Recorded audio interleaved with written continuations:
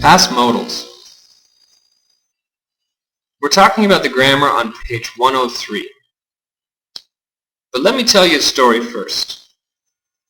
Last week I needed to use the phone, so I borrowed my friend's cell phone, but I didn't ask permission.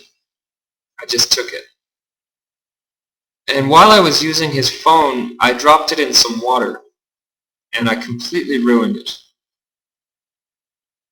I felt really bad, but instead of telling him the truth, I just put it back in his bag, and I didn't say anything. I feel terrible. What should I have done? Well, I asked this question to another friend of mine. What should I have done? And she told me, you should have told the truth. And you shouldn't have taken it. Notice that I'm using the modal should. And remember, should basically means it's a good idea. But this story, the story about the cell phone, isn't happening today. It happened in the past, last week. So when I ask the question, what should I have done? I'm not asking, what is a good idea? I want to know what was a good idea. What was the correct thing to do at that time? So when I say should in the past, I need something else. Notice the structure here. I have should, and then have, and a past participle. Should have done, should have told, shouldn't have taken. This structure is called a past modal. And it doesn't represent the past in reality. It's a hypothetical past. In reality, I took my friend's cell phone. I didn't tell him. I really dropped it in the water, and I didn't tell the truth. That's the reality.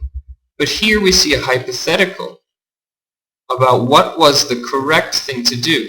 I should have told him the truth. I shouldn't have taken it.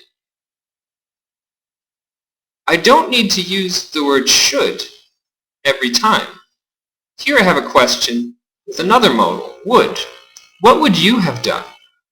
When I ask my friend this question, she imagines herself in my situation. If she were me, what would she have done? And she responds, I would have told the truth. I wouldn't have taken it. Again, I have the structure, a modal, the word have, and a past participle. This time the modal is would.